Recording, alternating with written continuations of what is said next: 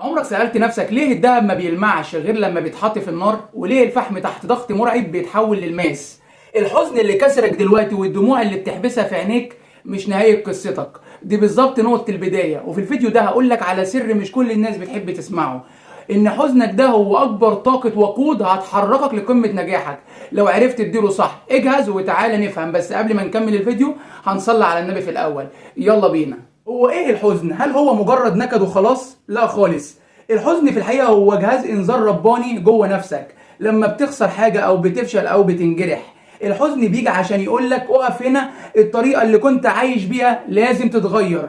لان الحزن مش دليل ضعف، الحزن دليل ان قلبك لسه عايش وبيحس. ولكن الغلطة الكبيرة اللي بنقع فيها هي اننا بنهرب منه او بنكتمه او بنمثل اننا تمام. بس الحقيقة الحزن عامل زي المية المحبوسة ورا سد، لو ما واجهتهاش صح عشان تولد طاقة هتنفجر في وشك وتهد حياتك.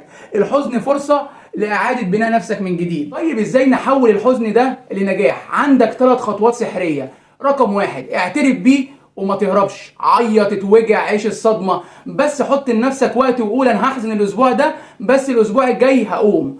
رقم 2، غير اتجاه الطاقة. الوجع بيديك طاقة غضب ورفض للواقع، بس بدل ما تستهلكها في العياط والتفكير حطها في الجيم او المذاكرة او في شغل 14 ساعة في اليوم. خلي الوجع هو الموتور اللي بيزقك.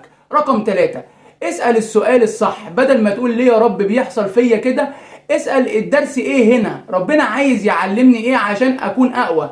النجاح ما بيجيش من رفاهية، النجاح بيتولد من رحم المعاناة. وفي النهاية عايزك تفتكر دايما ان ربنا مش بيحطك في مواقف صعبة عشان يكسرك، ربنا بيثقلك وبيجهزك للحاجة الكبيرة اللي جاية في حياتك. بكرة لما تقف على منصة نجاحك وتفتكر الايام اللي كنت بتنام فيها وزعلان، هتبتسم وتقول الحمد لله ان الوجع ده حصل، ولولا الكسرة دي ما كنتش هبقى البطل اللي واقف قدامكم دلوقتي. حزنك مش عيب، حزنك هو بداية حكايتك الملهمة. صدق في نفسك وقوم. ودي كانت لحظة فهم. اوعى تنسى الاشتراك ولا الاعجاب. سلام.